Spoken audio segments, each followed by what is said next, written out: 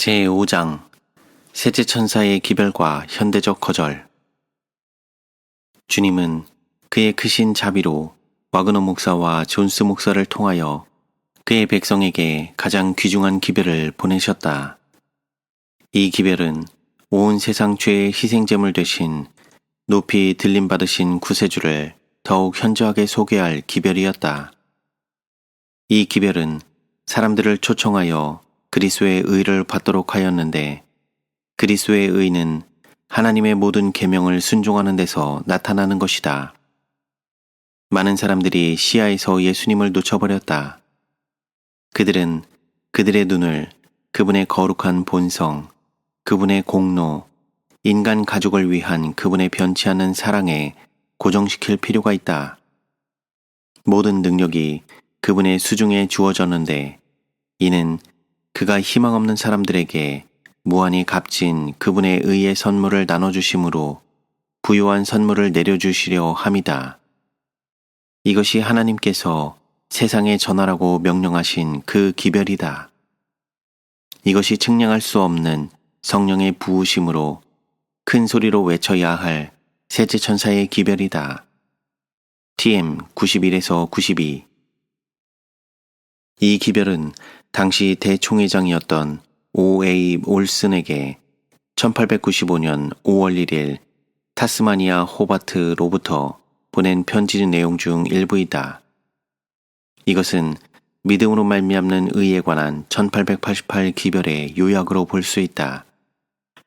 한 구절의 문장으로 이것보다 더 큰 의미를 우리에게 내포해 주기가 쉽지 않을 것이다. 다음의 요점을 주목하라. 1.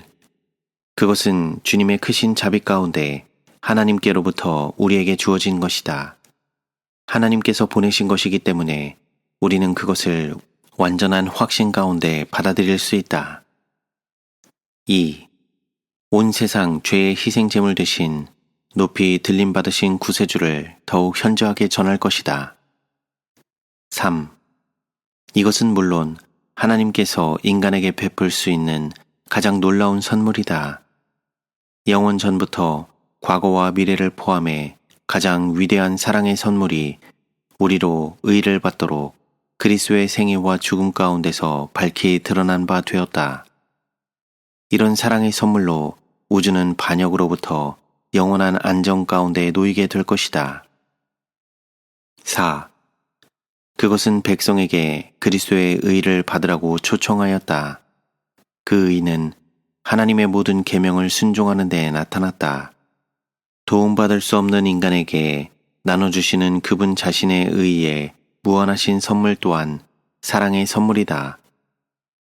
위에서 언급한 바 1895년 5월 1일과 그 후 35일 후인 같은 해 6월 4일자 한 기사가 리비안 헤럴드를 통해 나왔다. 우리로 성화하게 하는 의는 나눠주시는 의이다. MIP 35에서 인용. 그렇다면 이 나눠주시는 그분의 의의 선물은 모든 계명을 순종하는 데 나타나는 우리의 성화를 위한 것이다. 5. 이것은 하나님께서 세상에 전하라고 명령하신 그 기별이다. 하나님께서 보내신 가장 귀중한 기별을 그들이 취급하기를 기대한다는 것을 분명케 하기 위해 당신의 기별자에게 주셨다. 6. 그것은 큰 음성으로 외쳐지면서 성령이 대량으로 함께 부어질 셋째 천사의 기별이다. 더 나아가 그것은 늦은 비의 기별이요, 우리 백성이 만일 그의 충만함 가운데 받아들였다면 계시록 18장 1절 온 땅을 그의 영광으로 환하게 할 기별은 성취되었을 것이다. 이 기별은 두 가지 매우 다른 개념으로 우리에게 주어졌지만 모두가 한 주제 안에 있는 것이다. 하나님께서 그 기별을 보내신 이후부터 그는 우리가 그분의 구원의 계획이 완전하다는 것을 알기를 원하셨다. 또한 하늘을 위한 우리의 자격이나 적합성이 그리스도를 믿음으로 말미암는 선물로 주어지는 것이다. 애매모호하게 되지 않기 위해 하나님께서 우리에게 보내신 이 기별을 대담하게 거절하는 우리 교회 내에 들어온 신신학이 무엇인지 알아야만 한다. 만일 이 새로운 이론의 최초의 요인이 밝혀지지 않았다면 그것은 여전히 애매모호할 것이다. 이 신신학이 믿음으로 말미암는 의에 관한 개혁신학이라고 주장하고 있으나 그것은 그리스도의 나눠주시는 의를 포함하지 않고 있다. 오직 그리스도만이 우리의 대리자이시다. 이것은 의미심장하게 보이지 않을 수도 있으나 성경 해석과 그 견해를 지지하는 예언의 신의 많은 것을 바꾸어 놓는다. 엘렌 G. 화이트 사망 이전에 세워졌던 우리의 구원에 관한 역사적 신학의 많은 부분이 이런 신신학에 의해 쓸어버림을 받고 있다.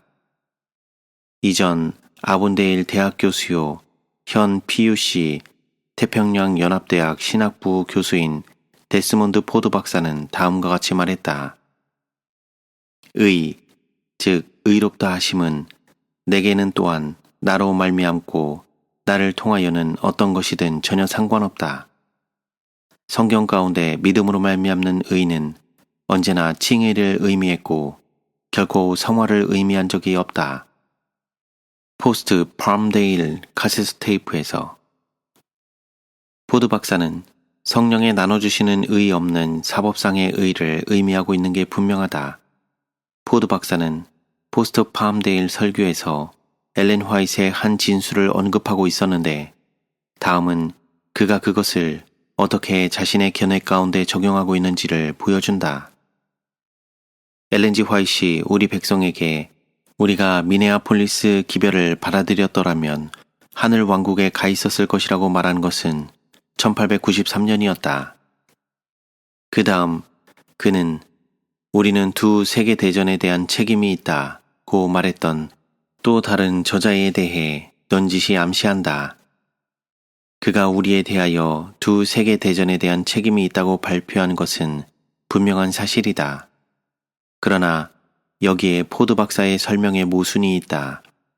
곧 과거 미네아폴리스 기별에 대한 반대자들 모두 어쩌면 그중 아무도 그 기별에 대해 그만큼 극적으로 반대된 입장을 취한 자는 없으며 그보다 더 우리 백성을 그 기별로부터 멀리 떠나가도록 한 자가 없을 그런 주장을 하고 있다. 그는 미네아폴리스 기별의 한 부분만을 오로지 받아들인다. 왜냐하면 그는 즉 의롭다 하심은 내 안에서 나로 말미암아 나를 통하여는 어떤 것이라도 전혀 관계가 없는 것이라고 말하고 있기 때문이다. 나눠주시는 즉 성화를 거절하는 것은 복음주의 신학으로 돌아서게 하며 전적으로 1888 기별을 거절하는 것이다. 더욱이 제4장에서 나타내었던 것처럼 A.T. 존스와 엘렌 G. 화이트와 E.J. 와거너에 의해 부과되었던 것으로 볼 때 거절되었던 것은 믿음으로 말미암는 의의 성화적 개념이었던 것이다.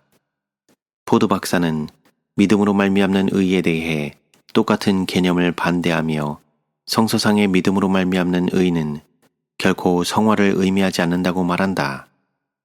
그의 입장은 희망 없는 딜레마이며 1888 미네아폴리스 기별이나 그 기별에 대한 엘렌 G. 화이트의 설명들과도 조화되지 않는다. 왜냐하면 그녀는 제2장과 제3장에서 진술한 바대로 바로 그 반대 입장에 대해 밝히고 있기 때문이다. 포드 박사는 미네아폴리스에서 하나님이 우리에게 보내신 1888년 기별에 더욱 폭넓은 개념을 강력하게 반대하고 있다. 그것은 거듭해서 경고가 바래져야 한다. 데스몬드 포드 박사와 혹은 이런 견해를 지닌 어떤 사람이라도 진실성이 없다는 것은 조금도 의심할 수 없다. 그들이 모든 그들의 가르침에 진실하다고 알려지는 만큼 그들의 개인의 고결함은 어떤 방법으로든 의심받지 않는다. 포드 박사의 새로운 가르침에 대한 헌신은 그의 신실성에 대해 증거한다. 이런 대화는 가르침 혹은 그의 교리에만 관계되며 인격성과는 무관한 것이다. 그것은 그들이 하나님께서 믿음으로 말미암는 의에 관해 우리에게 보내신 기별을 분명하게 알지 못하고 그로 인해 그것을 거절하고 있다는 것을 나타낸다.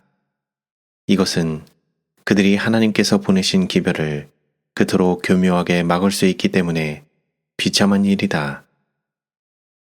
조 페리 팩스톤, 영국 국교회 목사는 재림교회 내의 흔들림이란 그의 책과 어드벤티스트 매거진의 공적 발언들에서 그 사실을 분명히 밝히고 있다. 즉, 믿음으로 말미암는 의에 성화를 포함시키는 것은 재림교회 내의 심각한 오류이며 그런 자세로부터 속히 벗어나기를 강력하게 호소한다는 것이다. 확실히 이것은 그가 진정한 재림교도는 일어설 것인가? 라는 도전을 확대시키면서 그가 언급한 한 국면이다. 만일 팩스톤 목사가 하나님께서 우리에게 주셨던 그 기별을 진실로 이해했다면 그는 자기가 셋째 천사의 기별을 거절한 모든 사람들에게 굳세게 서라고 요청하고 있는 것이 어떤 것임을 알았을 것이다. 엘렌 G. 화이트는 이런 자세에 대해 다음과 같이 언급했다. 그대들이 이 사람들, 즉 존스와 와그너가 증거한 기별을 거절할 때 그대들은 그 기별을 주신 그리스도를 거절하는 것이다. 편지 51-A 1895년 포드 박사는 오스트레일리아 시조에서 어떤 질문에 답하였다. 그 질문은 1888년 기별은 종교개혁 신학을 뛰어넘는 기별이었는가? 다음은 포드 박사 답변이다. 1888년 그 유명한 미네아폴리스 대총회 때 설교자로 섰던 와그너와 존스는 1세기 로마 제국을 밝혔고 16세기 유럽을 밝게 했으며 그리스도 재림 직전에 온 세상을 환하게 할 똑같은 빛의 최초의 섬광을 가졌었다. 오스트레일리아 시조 1978년 2월호 30페이지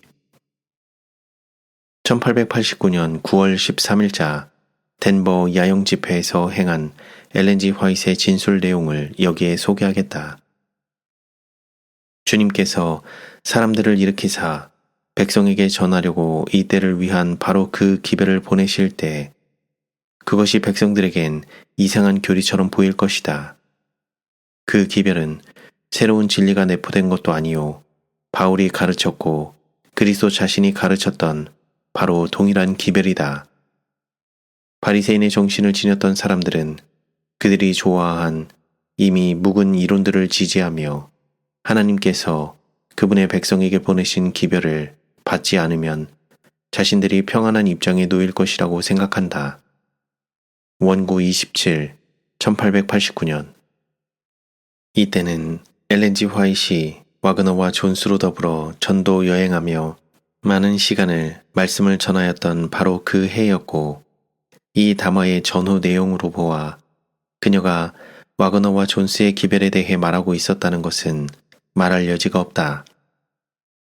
이 내용 가운데는 그들의 기별이 16세기 종교개혁 신학의 최초의 섬광이었다는 포드 박사의 진술을 동의할 만한 것이 전혀 없다. 엘렌 G. 화이트는 위의 진술에서 그것은 바울과 예수께서 가르치신 바로 똑같은 기별이었다고 말한다. 이것은 다음과 같은 질문을 하게 한다. 포드 박사는 미네아폴리스 기별에 관해 철저한 연구를 한 경험이 있었는가? 만일 그렇다면 어떻게 그가 그 기별이 하나님께로부터 왔다는 그처럼 많은 증거들을 지나쳐 버릴 수 있겠는가? 이것은 엘렌 G. 화이트이 백성들을 보호하기 위해 10년 동안 이 빛을 거절하지 않도록 견책해왔다는 사실을 망각하고 있는 것이다. 두 경우에서 그의 진술은 슬프게도 그릇된 길로 인도하고 있다. 로버트 브린스미드는 믿음으로 말미암는 의에 대한 사도 바울의 기별과 나눠주시는 의를 혼돈시키는 것은 구원의 기별을 훨씬 더럽히는 것이라고 말한다. 현대진리 1975년 2월호 23페이지를 보라. 다음 설명 가운데 중대한 고발이 있음을 주의하자. 역자 주. 사도 바울은 칭의와 성화를 함께 믿음. 브린스미드는 칭의만 믿음. 구세주의 내재하심, 품성 개발의 다이나믹한 경험, 믿음으로 말미암아 산출되는 의, 혹은 우리의 진실한 순종이 성서적인 믿음의 의라고 가르치는 것은 숨김없는 그대로의 로마 카톨릭주의다. 나의 SDA 친구들에게 보내는 성명서 3페이지에서 인용. 로버트 브린스미드에 의함. 역자 주. 로마 카톨릭주의, 행위로 구원받음. 브린스미드는 이에 빗대면서 공격함. 하나님께서 믿음으로 말미암는 의에 관해 우리에게 주신 가장 귀중한 기별은 성령에 의한 그리스도에 나눠주시는 의, 즉 성화도 포함하고 있다는 영감의 증언을 통해 믿음의 의가 보다 폭넓고 진실한 의미를 지니고 있음을 분명히 보아왔다. 그것은 셋째 천사의 기별이요 하나님께서 세상에 전하라고 명령하신 것이었다. 그러면 이들과 또 다른 사람들이 함께 앞장서서 공격하는 어떤 가르침이 셋째 천사의 기별이 되게 하는가? 암암리에 포드 박사는 그것을 거짓 복음으로 만들고 있다. 이 문제에 대한 연구 결과 로버트 브린스미드는 셋째 천사의 기별을 구원에 대한 한층 더 부패된 개념과 카톨릭주의로 만들고 있다는 것이다.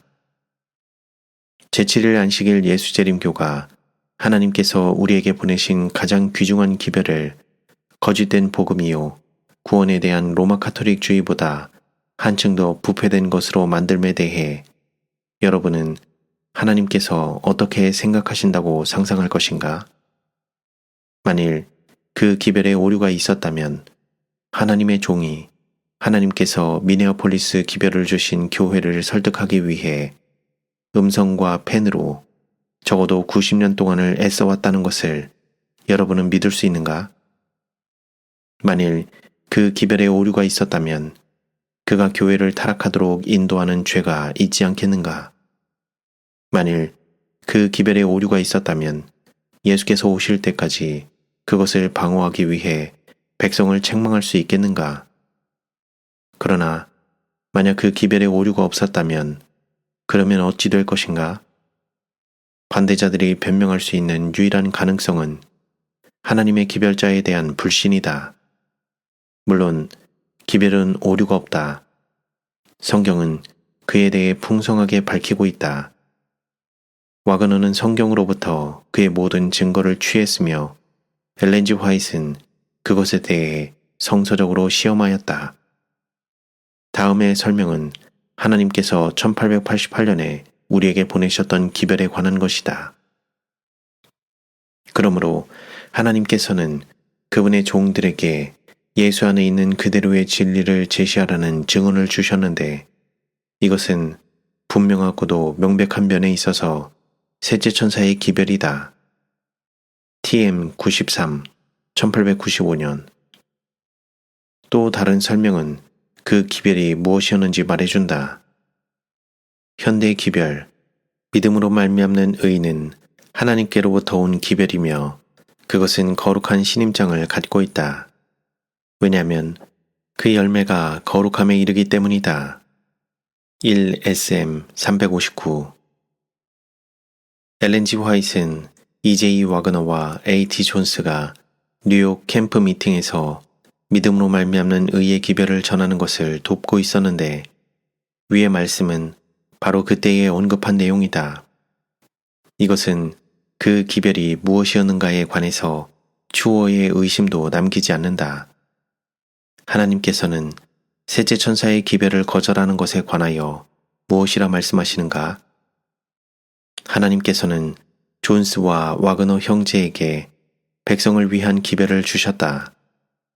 그대들은 하나님이 그들을 지지하신다는 것을 믿지 않고 있으나 그분은 그들에게 귀중한 빛을 주셨고 그들의 기별은 하나님의 백성을 양육하였다. 그대들이 이 사람들에 의해 증거된 기별을 거절할 때 그대들은 그 기별을 주신 그리스도를 거절하는 것이다. 편지 51-A 1895년 영감에 의하면 미네아폴리스 기별은 하나님께로부터 왔다.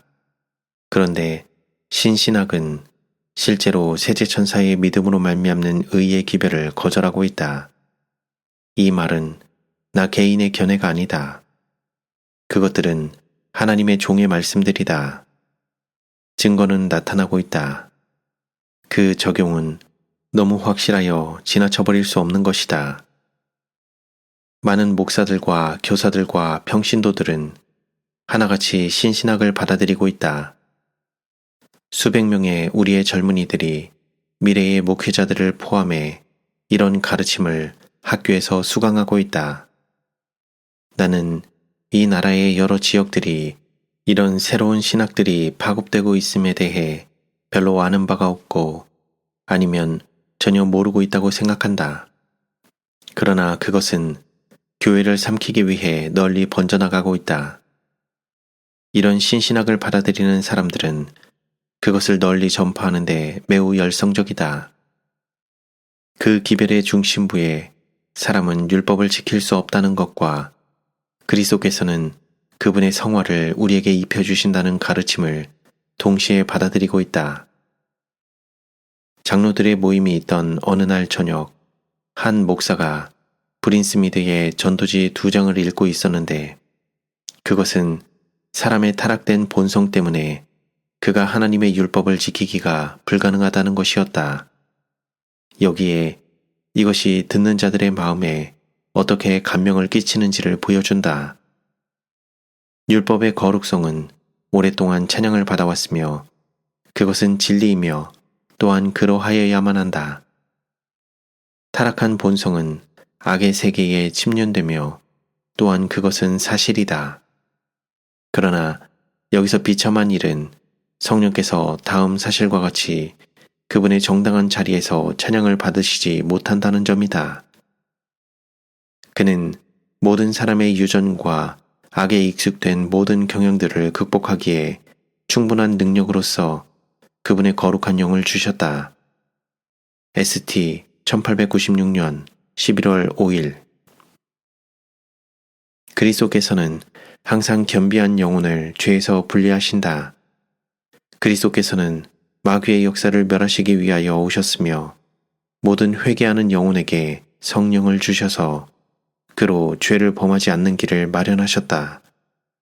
DA 311 신신학의 가르침을 옹호하는 자들의 또 다른 주장, 곧 그리스도의 나눠주시는 의를 포함한 믿음으로 말미암는 의에 관한 교화의 역사적 견해를 받아들이는 교인들에게 그들은 로마 카톨릭주의를 따르는 것이라는 가르침은 잘못된 것이요 거짓된 주장이다. 왜냐하면 그리스도의 나눠주시는 의 혹은 사랑을 믿음으로 받는 것은 하늘을 위한 우리의 적합성이 되며 이것은 구원을 행위로 혹은 자력으로 얻으려는 것이 아니기 때문이다. 지식이 있는 제7일 안식일 예수재림교 신자라면 그들의 주장을 어느 누구도 믿지 않을 것이다. 이것은 하나님께서 자유로운 도덕적 존재자들로서 하늘에서 우리를 신뢰할 수 있다는 것에 대한 유일한 증거이기 때문이다. 이것은 10장에서 거론될 것이다. 회개와 믿음과 순종이 구원의 필수적이라는 영감의 증언을 믿기 때문에 그들이 구원을 벌어들인다고 아니면 그들이 로마교를 따르고 있다고 생각지 않는다. 베드로 타락했던 초기 교회의 칭의에 대한 개념과 실제로 하나님께서는 칭의를 위해 무엇을 요구하시는가의 사이에 대한 초점을 찾아보자. 사람들은 그들 자신의 업적 또는 행위를 통하여 속죄함을 받으려고 애쓰도록 이끌림을 받아왔다. 곧 금식이나 고통이나 또는 교회의 돈을 바침으로 인한 업적들이다. 이런 것은 회개와 믿음을 통하여 진리를 믿고 순종함을 통하여 그것을 구하기보다는 의를 구하기 위해 육신에 속한 마음이 더욱 원하는 것이었다. 배도의 시기 동안 암흑은 땅을 덮었다. RH 1892년 11월 22일. 위의 증언을 만일 믿음으로 받아들인다면 칭의란 하나님께 대한 믿음과 사랑과 순종의 상태라고 알게 되므로 로마교를 따른다고 형제들을 비난하는 사람들을 영원히 침묵시킬 것이다. 신신학은 그리스도는 오직 부분적으로 우리에게 모본이 되시나 죄를 극복하는 데는 우리의 모본이 아니라고 말한다. 많은 언급들이 있지만 그중 대표적인 것 몇 가지만 소개한다. 그리스도는 모든 일에 우리의 모본이 되신다. ST 1888 1월 13일. 영감으로부터 벗어나고 있는 또 다른 이탈은 그리스도는 모든 점에 있어서 우리와 같이 시험을 받으신 것이 아니라는 것이다. 그러나 사도 바울은 말한다. 우리에게 있는 대제사장은 우리의 연약함을 체휼하지 아니하는 자가 아니요 모든 일에 우리와 한결같이 시험을 받은 자로 돼 죄는 없으시니라. 히브리서 4장 15절. 새로운 교리가 여러 점에서 근본적인 제7일 안식일 예수 재림교 가르침으로부터 빗나가고 있다는 것을 여기에 제시할 수 있으나 그 대부분은 사람은 하나님의 율법을 지킬 수 없다는 것을 주장하려는 것이다. 신신학은 그들의 견해를 지지하기 위한 해석들을 영감의 말씀 위에 두려는 것이다. 이는 대단히 놀랄만한 일이다. 우리는 이런 사실에 대한 몇 가지 예를 찾아보자. 태평양 연합대학 라디오 방송국의 질의응답 프로그램에서 어떤 사람이 데스몬드 포드 박사에게 엘렌 G 화이트이 전가한다 란 말과 나눠주는 이란 용어를 교환해서 사용한 예가 있는가를 물었다. 포드 박사는 대답하기를 있다. 그녀는 그 두 말을 교환해서 사용하고 있다고 하였다. 여기에 포드 박사의 말을 소개한다. 예를 들면 실물교훈 책에서이다.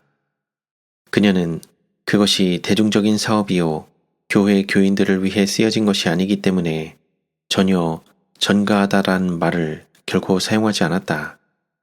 그리고 엘렌 G 화이트이 사용한 말은 오로지 그 두 번째 것, 즉 나눠주다란 말이다. 그녀는 주입의 의미에서가 아니라 주는 것의 의미에서 사용하고 있으므로 그것은 전가하다와 똑같은 의미를 가지고 있다. 데스몬드 포드 11-4-77. 포드 박사는 영화롭게 되기 전에 죄에 대한 완전한 극복을 믿지 않는다. 그런데 실물 교훈에서 몇 가지 설명이 그 사실을 부인하고 있다. 여기에 그중 두 가지만 소개하겠다. 성경은 이 세마포가 성도들의 옳은 행실, 곧 성도들의 의라고 말씀한다. 그것은 그리스도의 의요, 그들의 개인적인 구주로서 받아들이는 모든 자에게 믿음을 통하여 나눠주시는 그리스도의 흠없는 품성이다. 그리스도께서는 당신의 인성으로 완전한 품성을 나타내셨고 이 품성을 우리에게 나눠주신다. COL 311. 위 문장의 전후 문맥은 그것들이 믿는 자의 성화에 대한 언급이고 그리스도에 입혀주시는 의에 대한 언급이 아님을 분명하게 보여준다. 입혀주시는 의는 부록에 소개된다. 엘렌 G 화이트는 입혀주신다 란 용어가 믿음으로 말미암는 의에 입혀주시는 그리고 나눠주시는 선물 양편을 의미하는데 교환해서 적어도 얼마의 경우에 사용한다. 그러나 필자는 나눠주시는 의란 말들이 입혀주신다는 의의 선물을 의미하는데 사용한 것을 결코 발견하지 못했다. 뒷부분에 그리스도인 완전에 관한 부록이 나온다. 거기에서 위에 언급된 실물 교훈의 내용들과 같이 죄에 대한 완전한 승리를 지적하는 꼭 같은 진술들을 발견할 것이다. 우리는 일관성을 가져야만 한다. 그렇지 않으면 우리 교회는 거듭해서 혼돈 가운데 빠질 것이다. 엘렌 G 화이트는 실물 교훈이 쓰여지기 5년 전인 1895년 우리를 성화시키는 의는 나눠주시는 것이다. MIP 35라고 말하였다. 비록 실물 교훈이 교회나 일반 대중 양편 모두를 위해 기록되었더라도 선지자가 그의 책이 일반 대중에게 팔리게 될 것이기 때문에 시대의 끝까지 교회가 혼돈 가운데 처하게 하고 자신이 이전에 했던 말을 번복한다고 믿을 수 있겠는가? 복음이 믿는 자 속에서 회복을 포함한다는 성경 말씀의 풍성한 증거를 무시하고 데스몬드 포드 박사는 복음은 십자가에서 그리스도께서 성취시킨 일에만 언급하고 있다는 가르침을 굳게 고수하고 있다. 다음은 그의 보도기사 제목들 가운데 한 가지이다. 100만 가지 설교들이 반대를 표할지라도 복음은 선한 권고가 아니다. 그것은 복된 소식, 복음이다. 권고는 내가 해야만 하는 어떤 의무를 지적하지만 복된 소식은 이미 이루어진 어떤 것에 관한 것이다. 혹은 그 밖에 어떤 누군가에 의해 이루어진 것이다. 복음은 그것이 하나님께서 내게 필요로 하는 모든 것이 되는 기쁜 소식이다. 왜냐하면 시간과 영혼은 그분의 아들의 인격 속에 있는 그분 자신으로 말미암아 이미 성취되었기 때문이다. 그리고 이 성취는 어느 누구에게든 아무리 천할지라도 그 뉴스를 믿는 자에게 이루어지는 것이다. 그리스도의 사역에는 두 양상이 있다.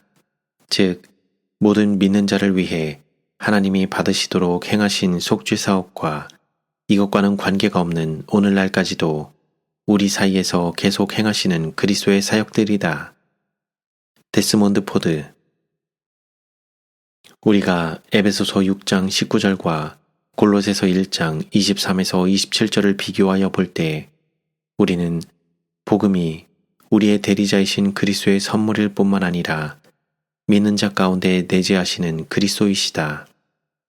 바울은 복음의 이 같은 신비로움에 대해 말한다.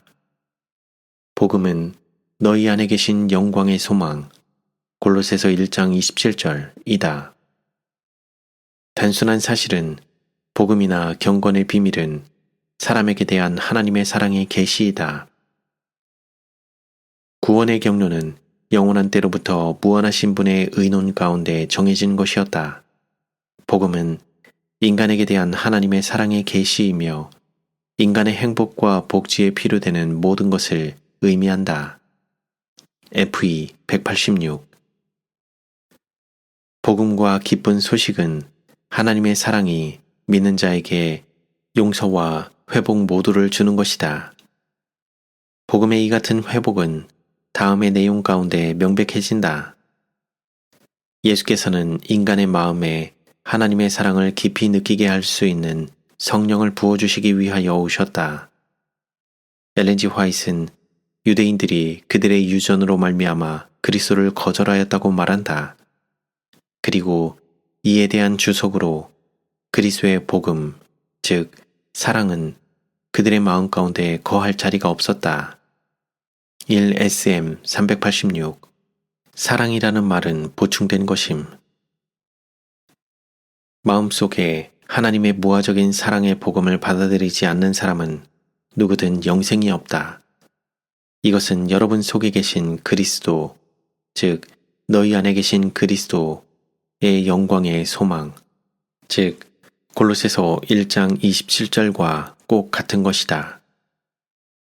엘렌 G. 화이트는 유대인에 대해 말했다. 만일 그들이 그리스도께 마음의 문을 활짝 열면 바로 하나님의 생명, 그분의 사랑이 그들 안에 거하여 하나님의 형상으로 변화됨과 동시에 하나님의 값없는 선물을 통하여 율법이 요구하는 의도 얻게 될 것이다. MB 55. 이것은 마음 가운데 하나님의 사랑의 복음을 받아들이는 것이다. 다시 한번 살펴보자. 그리스도의 복음은 그들, 즉 유대인들 관습 때문에 마음에 거할 자리가 없었다. 1SM 386 복음의 진수는 회복이다. DA 824 하나님의 사랑은 회복시키는 데 있어서 첫째 되는 요소이다. 그러므로 이 말씀은 실제로 복음, 즉 하나님의 사랑의 핵심이 회복이라는 것을 말하고 있다. 이것이 그리스도께서 니고데모에게 하신 사람이 거듭나지 아니하면 하나님 나라를 볼 수 없느니라. 요한복음 3장 3절은 바로 그 의미이다. 성령으로 거듭나는 것은 그리스도의 사랑으로 거듭나는 것이요 마음의 복음을 받아들이는 것이다. 로마서 5장 5절. 먼저 살펴본 바 엘렌 G. 화이트는 성령 받는 것을 마음속에 자리 잡은 복음과 동일시한다. 복음에 대한 이 새로운 한정된 견해는 구원을 십자가 위에서 완성시킨 일로 가르치는 결과로서 파급되고 있는 많은 비참한 잘못들 중 한 가지를 더 보태고 있다. 정로의 계단 영문 62페이지는 하나님께서는 하나님의 율법을 완전히 순종할 것을 요구하시기 때문에 이것을 충족시킬 수 없는 거듭나지 못한 사람의 절망적인 상태를 지적한다. 새로운 이론을 믿는 많은 사람이 그것을 회심한 사람에게 적용시키고 있다. 데스몬드 포드 박사는 이와 같이 그것을 적용한다. 플리전트 힐에서의 목회자 모임 가운데 행한 강연에서 그는 정로의 계단 149페이지를 사람이 하나님의 율법을 완전히 순종할 수 없다는 명백한 증거로 이용하고 있다. 영생을 얻는 조건은 지금도 옛날 에덴 낙원에서 우리의 시조가 타락하기 전과 꼭 같으니 곧 하나님의 율법을 온전히 순종하는 완전한 의가 요구된다. 만일에 영생을 이보다 약한 조건으로 허락하여 준다고 하면 온 우주의 행복은 위험을 받게 될 것이고 모든 재화와 비참을 일으키는 죄가 영원히 불멸할 길이 열리게 될 것이다. 아담은 타락하기 전에 하나님의 율법을 지킴으로 의로운 품성을 이룰 수 있었다. 그러나 그는 이 일에 실패하였고 그의 범죄로 인하여 우리의 본성은 타락되어서 우리는 스스로 의로울 수 없게 되었다. 또 우리는 죄가 많고 거룩지 못함으로 거룩한 율법을 완전히 지킬 수 없게 되었다. 정로의 계단 영문 82. 이제 이것은 그리스도께서 우리에게 그분의 죄 없는 생애를 위한 영예를 주시며 아무것도 그것보다 더 아름다운 것이 될 수 없다는 것을 말해주지만 포드 박사와 그의 사람들은 위의 말씀을 인용하여 다시 거듭난 그리스도인에게 그것을 적용한다. 집회에서 어떤 목사가 묻기를 그렇지만 그 말씀은 그리스도로부터 분리된 사람에 대해 말하는 것입니다. 그렇지 않습니까? 하였다. 포드 박사는 그의 답변에 아니요 하였다. 자, 그렇다면 우리가 그리스도의 사랑으로 그분의 율법을 온전히 순종할 수 있는지 없는지에 관해 두 가지 인용문을 더 살펴보자. 그는 친히 그 율법을 순종함으로써 그의 불변성을 증거하시고 또한 당신의 은혜를 통하여 아담의 모든 자손이 율법을 완전히 순종할 수 있다는 것을 증명하셨다. MB 49. 그리스도께서는 하나님이 사람들이 지킬 수 없는 율법을 만드셨다는 사단의 거짓말을 반증하기 위하여 오셨다. 그분은 사람이 율법을 완전히 순종할 수 있다는 것을 보여주셨다. 믿음으로 살리라 114. 비슷한 내용의 페이지들을 거듭해서 여기에 소개할 수 있다. 엘렌 G. 화이트이 한 장소에서는 사람이 율법을 완전히 순종할 수 없다고 하고 또 다른 곳에서는 순종할 수 있다고 말하는가? 어느 누가 이런 종류의 말씀을 영감된 말씀으로 받겠는가? 대답은 간단하다. 정로의 계단 영문 114페이지는 거듭나지 않은 사람에 대해 말하고 있다. 새로운 가르침은 사람이 하나님의 율법을 지킬 수 없다는 것을 영감의 모든 말씀 중에서 적당히 취해 인용했기 때문에 어느 한 가지도 진실되지 못하고 있다. 이 진술은 명백히 거듭난 그리스도인에게 잘못 적용될 때 발견할 수 있는 신뢰 중 하나이다. 많은 증언들은 신신학이 그렇게 되어가고 있다는 것을 증거할 것이다. 영감의 말씀에 대한 이들 두 가지 견해를 비교하는 가운데 진정한 차이점은 사람이 하나님의 율법을 지킬 수 있는지 없는지에 그 초점이 확실히 모여진다. 이것이 하나님의 교회를 분리시키고 온 하늘을 분열시키는 진정한 논쟁점이다. 믿음으로 말미암는 의의 셋째 천사 기별은 성령으로 말미암아 이루어질 그리스도께서 나눠주시는 의를 포함하는데 이는 하나님의 모든 계명을 지키게 하기 위함이다. 신신학은 믿음으로 말미암는 의가 그리스도에 나눠주시는 의를 포함하지 않으며 비록 성령으로 충만함을 받을지라도 사람이 하나님의 율법을 지키는 것이 불가능하다는 것을 주장한다. 우리 가운데 역사적 입장을 지지해주는 영감의 증언과 새로운 가르침을 옹호하는 사람이 있게 된 이래 그것은 한 가지 결론만이 남게 한다. 다시 말하면 신신학은 무식하게도 셋째 천사의 기별을 반대하여 일어나며 따라서 그것을 거짓 빛으로 만들기 위해 안간힘을 쓰고 있다. 교회 내의 이런 분열은 오래전에 이미 예언된 것이며 다음 장에서 이를 거론해 보기로 한다.